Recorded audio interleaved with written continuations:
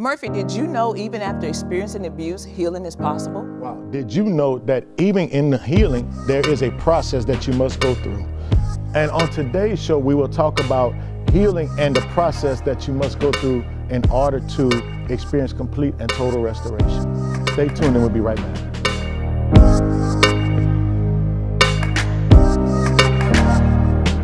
To In the Know. And on today's show, it's part 2 of us dealing with abuse and its effects.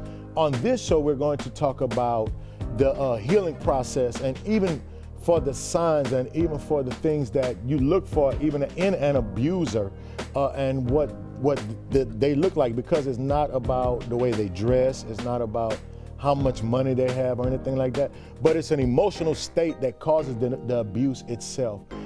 Once again, first of all, I want to welcome back my co-host, LaTanya, and we're having a good discussion today. Absolutely, good discussion. And you know, the last broadcast was about abuse and yes. Signs of abuse and how to begin to overcome that and the effects that it has on children. We had Veronica Lino here and just talking about the emotional and the mental effects that it has on children and her experience. And so now we get to talk about how to recover, and how she has recovered from the abuse as well. Yeah.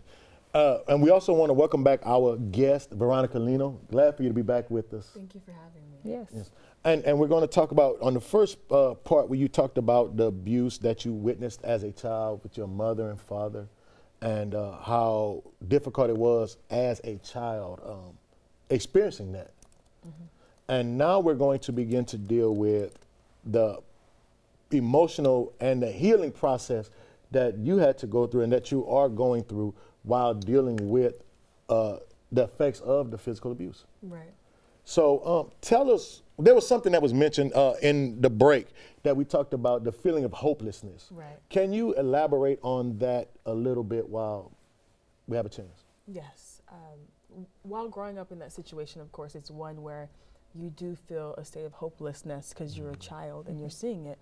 But extreme liberation comes from knowing that indeed you aren't hopeless and that there is hope in the situation and there's an opportunity for healing. Yeah.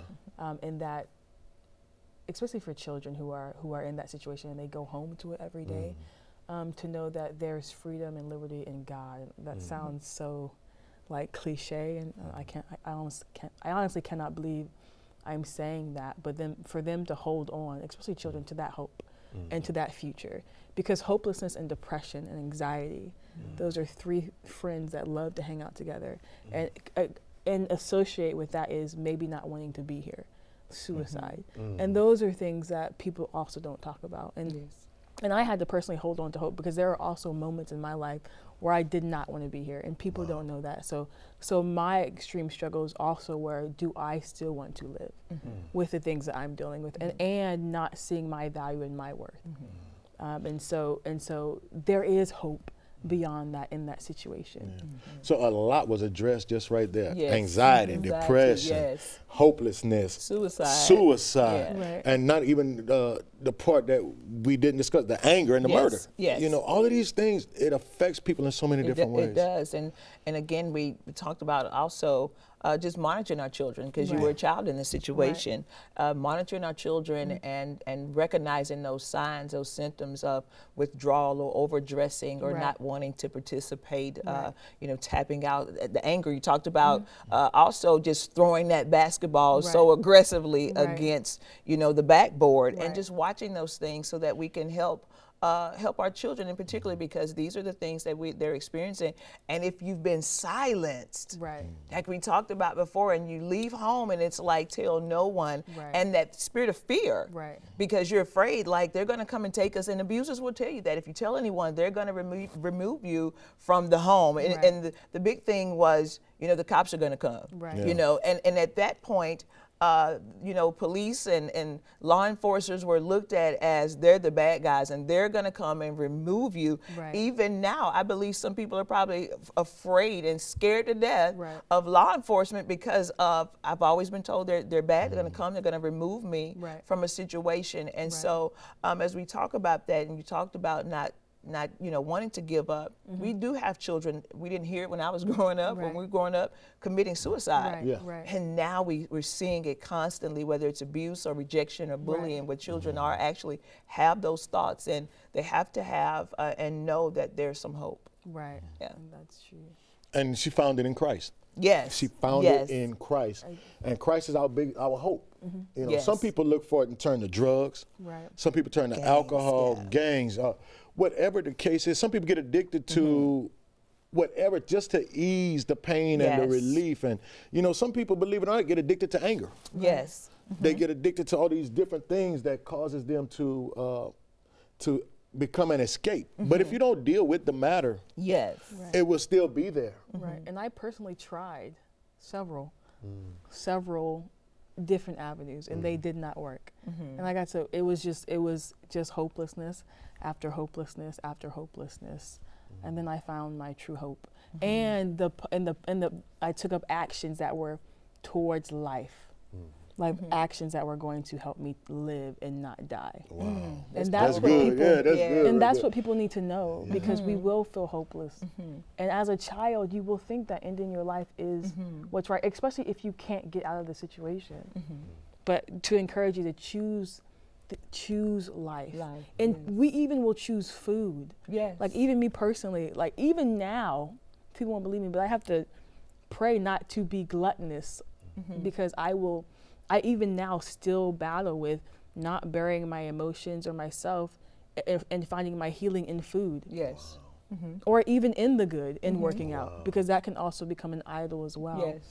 Yes. So and then when it comes to hopelessness and hope, I had a fear of becoming what I saw.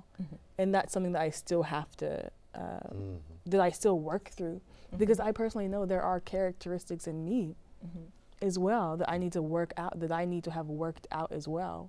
And so that was always one of my biggest fears, and that what scared me from being in a relationship is that I would be what I saw. And so being afraid, you become the very thing that you're afraid of, because you allow the fear to trap you. And so that's Go ahead. I see the wheels turning. Yes, and in so many directions. But Job even said that the thing that I feared the most has come upon me. And you talked about, that's why we call it comfort food. And I've experienced. I've worked with a beautiful woman of God. Beautiful. She was overweight, and one day she bought this picture in, and we literally was like, "Is that you?" And she was very thin, very, just very attractive. Not that she wasn't, a plus size, but her point was, I was abused, and I figured if I gained the weight, I would disappear and I'd never be abused again, because who's going to abuse an overweight woman? And so she began to eat and rely on food.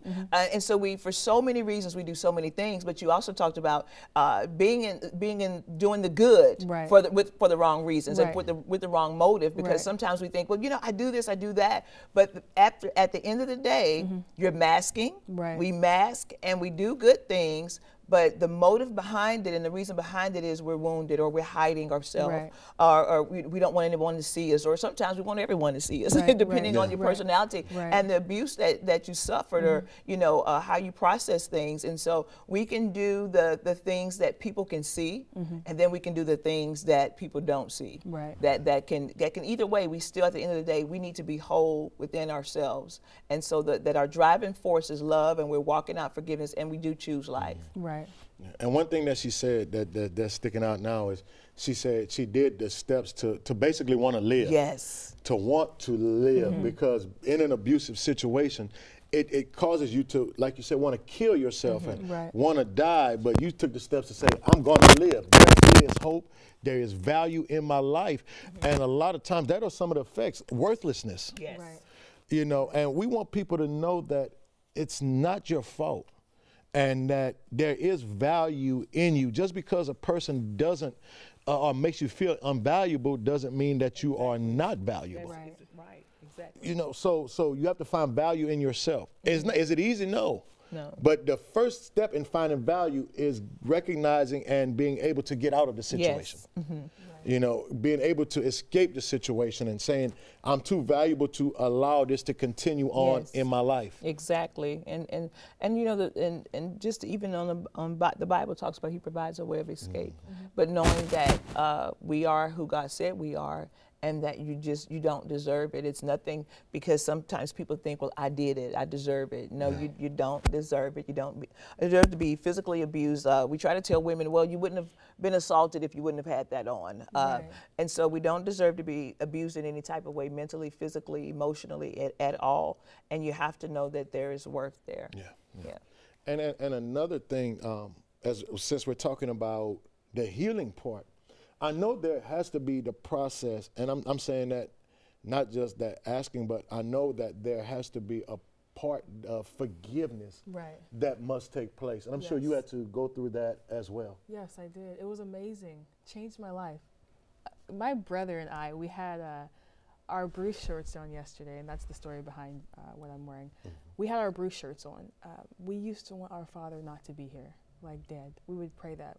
We'd wake up and he would just be, God would say, come home, my son. It never happened until he did eventually pass. But before he passed, a friend suggested that I find my father and that I see God as father. I always saw him as God, but not father. So it was really interesting. When I saw him as father, I was able to develop a relationship with my father, which is crazy. So I went to God first for him to be my daddy, and then my dad showed up. Wow. 2 months, good. 2 months before he passed away. Wow. So I was able to actually hang out in the hospital with him, but I was determined. I said that I will not live my life, the rest of my life, with this. My father is dying. I don't care what he did to me. I don't care what he did to my mom, our family. Like, I don't. It doesn't matter anymore. At some point, and I actually would encourage people that if you have been in abusive relationships, you don't have to go back. But forgiveness is vital. Yes. And you do it for yourself. Like, you do it for, it is, forgiveness is the most powerful thing. I would suggest it. 7 times 7. Like, it's amazing. My life and the trajectory of my life has forever changed. Had I not forgiven, I wouldn't be talking to you guys right now. Right. Yeah. Wow. I have a book. I have a book called called Bruce. It would not exist. Like, I have a concert series called Bruce Live that I have booked, and we have 3 events this first quarter of the year, which is like ridiculous, like stupid. Like, I was looking for a fitness program. My father happened to have the strongest name on the planet, Bruce. Powerful.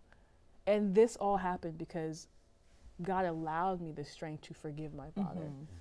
And I believe that I am now walking everywhere that my father would have walked. And whatever he didn't finish on this earth, it will be fulfilled. Wow. So I'm speechless right now. But I want to go back to, I think, both of our wow moments when you said you went to God first. Right. You went to God first, and he became your daddy, your Abba, your Papa. Right. And then your dad showed up. And that's a very powerful statement, because we tend to relate to our fathers like we relate to God. Right. But it's, I'm reminded too of a story that you shared in the forgiveness process when you guys went fishing. Yeah. And that has stuck with me. And basically, you like, I want to go fishing, and he never took you fishing. But in his last, as he was transitioning, you go fishing. I believe in the yard. Right. Yeah. In the front yard. Yeah, in the front yard. It was awesome. Because my dad was so sick at that point. He was beyond sick. I think God preserved him for me. Yeah. Wow. Like, did you not? There's no reason for him to have been alive, though, as long as he stayed. He was like a walking dead person, I promise you. He did everything he could. He barbecued it for us. Wow. Like, in his he was barely moving. So I believe my father understood what had happened, and God had touched his heart. So I was there to see him take his last breath, and I whispered in his ear, "You did a good job," before he passed. So.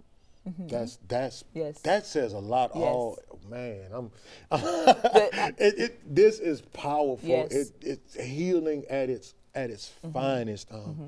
to where she, you know, she not only did she forgive him, but she named works after him. And, you know, one of the things, like she said, she showed us this. Bruce is one of the things that she did. She's wearing the T-shirts and everything. And it's amazing how, you know, the little things that God preserved her father long enough for her to get it right with him, or him to get it right with her, vice versa, and gave the opportunity for healing to take place. So that says a lot. Forgiveness is the main thing. She said that's key. Yes. And the actions that followed showed forgiveness. Yes. Right. You know, she allowed it to take me fishing, allowed to eat, you know, and things of that nature. That is something that a lot of people don't do, is forgive. Yes, yes. And I mean, and I'm just, the fishing trip will definitely forever be. I know how to fish now. Yes, well, you got to fish from, and I mean, how innocent is that? We're doing that, and it's in the yard, and it's the mock fishing. But, and I even thought fishers of men, just even in that process, that through that, you know, healing has taken place, and, you know, fishers of men, literally, because he was a minister. Yeah, he was. And so Bruce is more than just an exercise program. Right. It's a story of love and compassion and forgiveness, and, you know, what could be and what is, and as you say, you know, yet a legacy, and so much more when you just say Bruce. And I love it because it's Bruce, and the contrast, just his name, and it's so much entailed in that. And when you say, what is Bruce about? Because a lot of times we see you and you're wearing the gear and you're working out. But when you begin to talk about that, you know, how did you come to Bruce? Why in the world? Because some people say, if I never hear that, I don't even want to hear the name. But how did you come to the healing, the steps in the healing? I know you said you went to God, but forgiveness, because now the person that hurt is now, you know, you're wearing it, and healing has come about because Trees made his peace with the Lord and transitioned on, and here you're left not with scars but a story, with, you know, just a movement, you know, and so that's powerful in and of itself, that you not just get to work out, because originally it was called real weight loss, laying aside the weight and the sin that easily beset you, and now again it's just transition, and God is just evolving your story so beautifully. Right. And I thank God for it. It's God, grace, and redemption. Wow. That's powerful. Yes, indeed. You're kind of leaving us a little speechless, but it's just it's powerful, because people who are watching, they're still angry. Some people are watching, they're old and angry. I was speaking with someone not long ago, and here's someone almost 70 years old recalling the stories of, you know, what they felt as a child, neglect and abuse, and we're still 70 years old. And I'm telling you, what we don't want to be is still 40 and 60, and not negating that it happened, because I believe it happened. It happened to a lot of us. A lot of us live in silence. A lot of us still won't tell it because people are alive. And whether they're dead or whether they're alive, we're 40 and we're 50 and we're 60 and we're 70, still walking out the effects of the abuse, or the neglect, or the rejection. And I mean, just you talking about it, it's letting people know, and it's letting you know, if you're watching, and you just tapped in, you just tuned in, you're watching with us today. We're talking to Veronica Lino as she's sharing. We shared about the emotional and the mental abuse mental effects, rather, that it had on her as a child. And not only that, but the fact that she's walked out of it and has just gone walking in forgiveness, and has a movement named after her dad named Bruce. And so if you're watching, know that what happened to you, don't let your past determine how you walk in your future and how you're walking now and walking in your presence. And one of the things that I love to say, and I believe it with everything, is that God knew your demographics. He knew just what household you would be in. He knew everything about you. He created you and brought you on the scene. So guess what? There is hope for you, and there is life. And she said something very key. She said she chose life. And so we want to encourage you today to choose life, and just how you're walking it out is so beautiful. If I can add right here, in the forgiveness aspect, as I'm sitting here, we say it all the time, and I remember you preached it recently, and I've said it before. There are 3 areas we need to forgive in. You forgive the offender. Yes. Because of what they did. You forgive yourself, because you blame yourself a lot of times as a person being abused, or even in any offense, you blame yourself because it's like, if I could have done more, if I was older, if I was bigger, if I was stronger, or whatever the case is, it wouldn't have ended this way. And number 3, and people don't like to do this, you forgive God. Yes. Because you asked the question in the previous broadcast, God, why are we still in, or God, when are you going to give God, kill, you know, basically take him on to glory. And he didn't do it until the appointed time. But a lot of times, you know, we're mad and angry at God and like, God, why are you putting me through this? God, why are you allowing this to happen? And a lot of times it's not even, and I'm going to say this, and with all due respect to those watching and listening that may be in the situation, a lot of times it's not even God that's keeping you there. God opens doors, sends friends, send those to pull you out of the situation. But because of guilt or rejection or whatever, or even fear because the man may be the financial provider. You don't want to leave because you're scared to step out on your own, which brings it back to fear. But you have to forgive God, because a lot of times we're blaming God when God said, I sent the boat. We all know the story. But I sent the boat, you know, I sent the helicopter, I sent the plane, all of these things to get you out of the situation. But we don't take those opportunities because of fear. So we have to forgive on every level before we can move on. And it takes time. But she said something as well. She said it's a process. It's a journey that apparently that you've been on and that you've experienced and that people walk out in the midst of the recovery process. On a daily basis. You know what? My father, he will walk me down the aisle from what he did for me. Had that not happened. Wow. That's some power. That's some good stuff. You know, I thought about something that you just said in reference to God sending that help. And we have to make up our mind if you know, that we would get out of the situation. And some people feel like if I leave, then that's not forgiveness. But I just want to encourage you today, even in that, because we're not by any means saying stay in a situation at all. And so, you know, to have that courage that if you need to leave, you know, there's some things, you said something, there's some things on the inside of us, you know, like your mom. I didn't have my dad, so that's why I stayed. I didn't want I didn't want my kids to feel what it was like in a broken home. Do not risk your life to stay. Don't risk your life. And I know it may sound absolutely crazy, but here's the truth. Don't risk your life for handbags, cars and status and the name. And, well, I don't want to ruin career. If you're any physical harm and your life is in danger, then you need to call and you need to say, come and get me. One of the stories that we recently, that went viral, was the young lady who talked her boyfriend into taking her dog to the vet. And slipped a note, I don't know if you've seen that, slipped a note to those at the front desk to say, he has a gun on me. And so she waited, and she slipped them a note, and they responded. And so we have to stop turning the blind eye to people and actually watch and actually step in and be that help. But again, there is hope, and you know, there's ways out and there's ways to recover and how you can recover, and that's something that Veronica's sharing with us today. Yes, and we man, it's just so powerful, and it's so much to where, and so many people are affected by it. And not addressing it, but there is hope. That's all. There is hope. There is hope, but in all of that, you have to. And you said you were talking about the reputation and maybe the job and all of these things.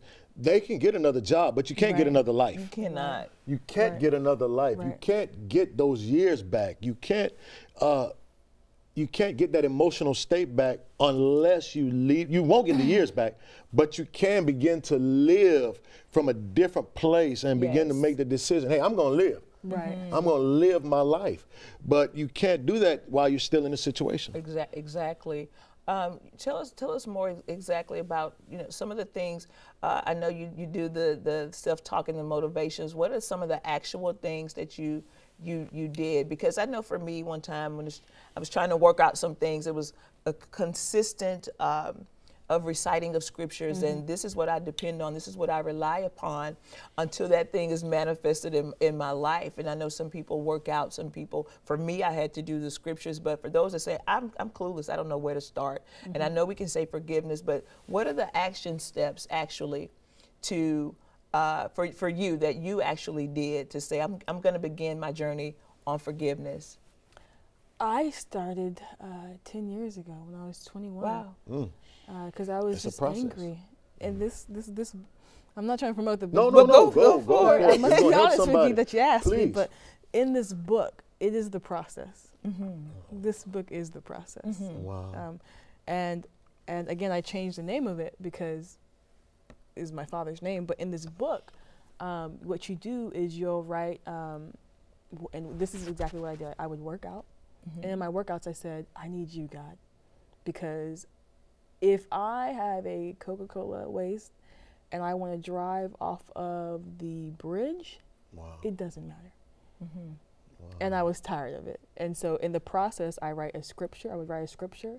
And I would literally say, God, because working out was what I chose as my exercise. You have to choose something that you like. What do you enjoy doing? And this is steps for living. What do you love to do? And I always push workout. But I love working out. Someone may love to draw or paint. But so I would work out. I would read my scripture. And I would write emotional weights that I'm carrying: anger, fear, anxiety, rage, depression, low self-esteem, whatever the weights were. And then I would write some life goals that I had, like what do I want to accomplish within the next 3 months? And I would write affirmations in relationship to my weight, my anger. I did not punch someone. I just walked away. You know, you have to celebrate those. You actually have to. I'll let you make it. Knowing that I could knock you out, but you have to celebrate those moments so that you can measure that growth as well. Yeah, that I did. I let you make it. That was my Rosie, and that's named after my mother. And then I would do affirmations. I am not what I went through. I'm not my father. I'm not my mother. I'm what God said I am. I'm fearfully and wonderfully made. Repetitively, I am fearful, and you'll see that even on my social media. I have your shirt. I had it on the other day. I'm fearfully and wonderfully made. All the time, but I am enough. I'm a child of the Most High God. You know, just who am I? I am not the things and the weights that are trying to hold me back. And doing that on a daily, and then journaling is really key. But doing that on a daily, that's freedom. Wow. And it's a process. I'll tell people, like, God is your ultimate source in the Bible, because that's his word. But this is just a tool in the process that has been impactful in my life. I'm actually going to go on a journey again, February 4th, for an entire year again, because that's literally how all of what I do started. I was blogging and journaling about my life very transparently. And so this time my father is going to be carrying me. Wow. Question, how, because some people won't speak up, and in the process of it all, because some people say, well, my sisters don't know. I don't want my parents to be affected. I don't want this one to be affected. My nieces don't know, and I'm afraid that, you know, a lot of times for women, I'll just speak for women, you know, it happened in the family, so then it happens, it's like I know, but I don't want them to be affected. In the process, tell me how your transparency is. Like, we weren't ready to tell our story, and here you are, just everyone's knowing the story. How does that affect family members? What is the prayer, or how do you tell your portion and protect family, maybe, for those who aren't ready to come forth? Right. What does that look like? It looks like a conversation, because, you know, it's your personal healing. I think that when your family, they should understand that your personal healing is really important, and your story is different than their story. And that's why I encourage anyone who's been through abuse, like, be it your mother was abused by your father or vice versa, your story is different. It's told from, mine is from a child's perspective. Yes. And so I did ask my mom out of respect, because I'm like, hey, Mom, you know, I really want to start sharing my story. And she was like, well, it's your story to share. And I thank God that she was that gracious to allow me to do that. But sharing your story is so important. Now, I'll encourage people, even if your family may not be on board with you sharing your story, baby girl, sir, it's for your healing. Yeah. If God has called you to share your story, I would encourage you to share that. There's a poem that it says something about that when we shine our light, we give others the hope to shine their own light. But your story and what you've been through, other people are silent because you don't say anything. Like, what you say, like this show that you guys are doing, will impact. You have no idea how many, especially people of color, don't say anything, and when they see this, they will be set free. People will be in their rooms crying, and they will know, and you will know that you do have a voice, and you do matter, and you can say something. Don't be afraid to speak. Someone will listen, and you should not be ashamed. Wow, such a powerful show, and so much been said, but unfortunately we're out of time. And LaTanya, once again, you're in the know.